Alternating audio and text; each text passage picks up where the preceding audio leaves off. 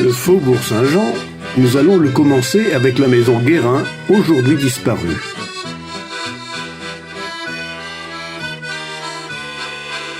Nous voici à présent devant la commanderie. Ah, le gaz, 2h moins quart. Autrefois, il fallait presser le pas pour ne pas être en retard au moulin Pateau. La première mention de la commanderie date de 1153. Les Templiers ayant été supprimés en 1312, les chevaliers de Saint-Jean de Jérusalem, au manteau blanc orné d'une croix rouge, prirent la suite.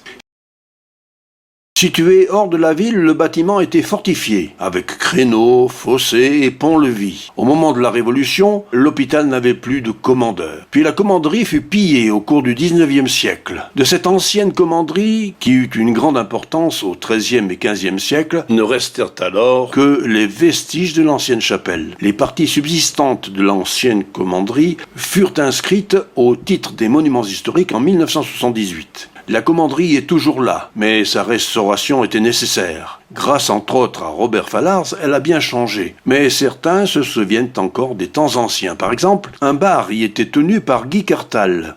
Le bar à côté était tenu par un rugbyman du COP. Est-ce la même personne ? Martine Chapa se souvient de la petite épicerie Pagès où elle allait acheter une friandise appelée Chacha, qui fait encore le régal de Jean-Luc Alvernias. Pour Christelle Boyer-Le Thor et Yolande Bronas, en fait, dans le grand corps de bâtiment, il y avait 2 épiceries, de part et d'autre de l'entrée actuelle de la salle de la commanderie, dont l'épicerie Pagès, effectivement, et un Economia, démoli depuis. Sur la photo de 1936, on voit les 2 bâches des épiceries qui sont de part et d'autre de l'impasse. Gamin, j'ai passé pas mal de temps sur la terrasse, tout en haut, avec mes cousins qui habitaient là. Nous entrons maintenant dans Saint-Jean. Tout de suite, à l'époque, nous aurions été frappés par la Cour des Miracles. De la commanderie à la Cour des Miracles, il n'y a qu'un pas. Oh, il en existe d'autres, bien sûr. Comme disait Olivier Chaban, il y en avait une au bas de l'avenue des Belges. Mais c'est de celle-là dont je me souviens. Jean Grimaud l'évoque aujourd'hui en ces termes. La Cour des Miracles, c'était tout au fond du faubourg Saint-Jean, côté nord. Là, il y avait toute une basse-cour et un tas de fumier où j'allais ramasser des vers de terre pour la pêche. Coin très typique, inconcevable de nos jours. Bernard Féminier a bien connu lui aussi cet endroit mythique. Ainsi s'exprimait-il. À côté de la commanderie se trouvait une petite place appelée, on ne sait pourquoi, la Cour des Miracles, où le centre d'intérêt pour les enfants était l'atelier du forgeron Charon, qui tapait sur son enclume des pièces rougeoyantes.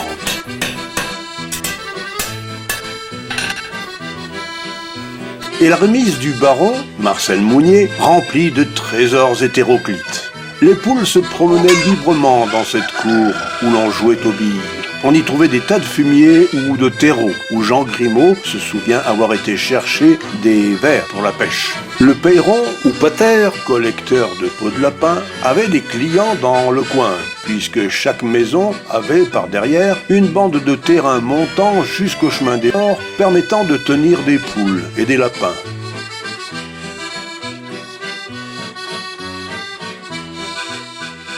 Il y avait aussi quelques chevaux, dont celui de Vianin, maraîcher, qu'il faisait boire dans le bassin de la fontaine en face de la commanderie. Il se rappelle encore qu'il fallait lui couper l'eau 2 fois pendant qu'il buvait, c'est-à-dire l'arrêter de boire en lui relevant la tête. Un autre cheval passait chaque jour dans le quartier, celui qui allait chercher la viande à l'abattoir, la livrer au boucher, traînant une carriole à caisse fermée, étroite et haute.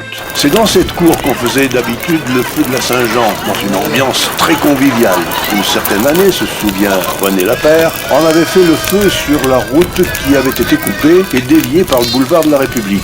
On avait fait venir un orchestre et un parquet pour le bal et installer une buvette. On a essayé par la suite de maintenir cette tradition, mais l'ambiance n'est plus la même. Le quartier s'est embourgeoisé et a perdu son âme, comme cela se produit partout où de telles opérations d'urbanisme ont été faites.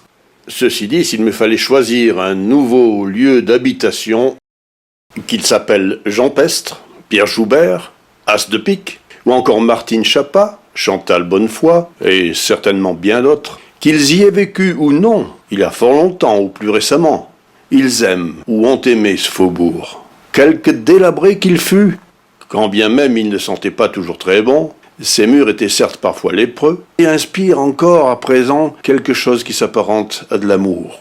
Nostalgie de ce cadre qui fut celui de notre jeunesse, certainement. Sans confort ni état sanitaire aux normes, il avait cependant ce qu'il a perdu depuis, ce côté humain, cette proximité des gens qui se connaissaient tous, pour le bien ou pour le mal, alors que les orages succédaient aux heures de liesse.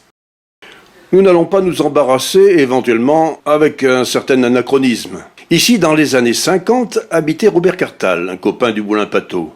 Pas très loin se trouvait une autre petite épicerie. La fille des commerçants était une véritable beauté. Elle avait des yeux, mais des yeux! Et en plus, elle en avait deux.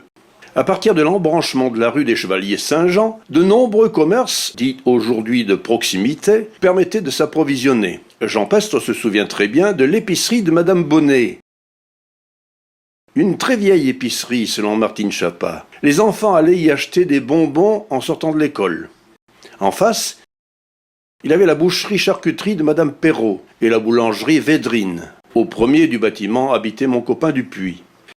Quelques mètres plus loin, en lieu et place de la boutique de fleurs, le marchand de motos Caravillo fut remplacé par les cyclachards. Je me souviens encore d'un bal improvisé sur le trottoir à l'heure de la Libération, peut-être animé par l'orchestre Tintin. Tout à côté, mais bien des années plus tard, Kyle Royer a passé son permis chez Guy Vol. En face, à l'autre angle de rue, le café Gravejal a laissé place à un autre café, c'était peut-être chez La Canette, à laquelle René Muru fait allusion. Toujours sur la gauche, dans une petite crèmerie tenue par Madame Dautal, dont parle Martine, on servait un lait bien crémeux, puisé directement d'une biche vers la gamelle. Jean-Louis Falcon s'en souvient encore. Au 34 du Faubourg Saint-Jean, naquit Gabriel Moiselet le 5 novembre 1885. Paysagiste et peintre décorateur, il avait étudié à l'école municipale des beaux-arts de la ville du Puy dans l'atelier de l'architecte Proy avant d'embrasser une carrière tout à fait flatteuse. Juste en face, au bas de la rue du Petit-Vienne, je n'ai trouvé aucune explication quant à cette construction pour le moins atypique. Un sac de Babet, virtuel naturellement, à celle ou celui qui y apportera un début d'explication. Au 22 du Faubourg, je revois l'atelier de Pascal Pneu, dirigé alors par Jacques Ilénoff, bien connu dans le milieu du football. Ah, monsieur Madier, j'entends encore votre accent de lavande dans votre magasin de cycles que je ne sais plus où situer exactement. Venu d'Alès, ce provençal grantin se faisait toujours un plaisir de plaisanter avec la bande de cyclistes en herbe, heureux de s'éterniser au milieu des cycles La Perle. Au numéro 4, on vendait des machines à coudre. En face, la boucherie Pouille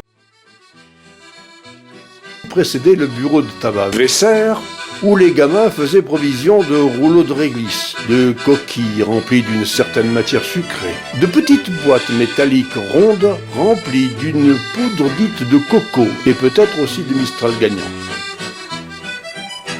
Et puis, derrière ce faubourg, un touriste un peu curieux découvre un havre de paix. Il fait bon errer dans ces ruelles tortueuses, ces placettes lumineuses, ces mini-espaces verts, ces maisons typiques, coquettement restaurées et fleuries, avec des fontaines et des croix. Le Pouzarot est un village antique au cœur du Puy, dont l'étymologie est « Puy de la Roche ».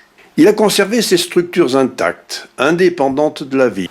C'est l'un des quartiers les plus anciens de la ville, avec ses ruelles pittoresques, remarquables, et ses murailles anciennes. Il garde en son centre l'imposant monastère clos qui a logé les Clarisses au XVe siècle jusqu'à l'année 2015. On peut encore y observer des vestiges gothiques de cette époque, un clocher vernissé et ses vitraux contemporains. Oui, mais... Passant insouciant, te doutes-tu qu'un siècle auparavant, tu n'aurais pas eu intérêt à t'attarder en ces lieux. Le cadre alors était digne d'un roman d'Edgar Poe, les bas-fonds du Puy en quelque sorte. C'est curieux comme l'Est des villes avait cet aspect. Ici ce n'était pas l'East End de Londres autrefois avec Jacques l'Éventreur, mais c'était quand même le Pouzarot. C'était le quartier où arrivaient les renforts étrangers pendant la Révolution, précise Christine. Il valait mieux éviter de traîner dans le coin, ou alors il convenait de marcher les yeux levés vers les étages, des fois que le contenu d'un Jules ne vous atterrisse sur la tête, disait-on.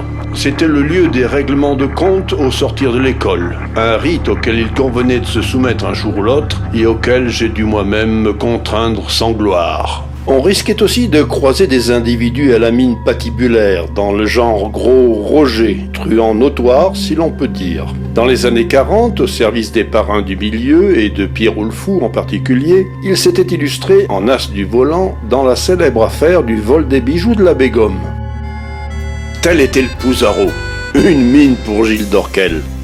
Comme d'autres ont connu et aimé le Faubourg Saint-Jean, Nicole Chapuis nous a laissé un témoignage touchant de sa jeunesse dans ce Pouzarot dont elle caresse une nostalgie ouvertement revendiquée.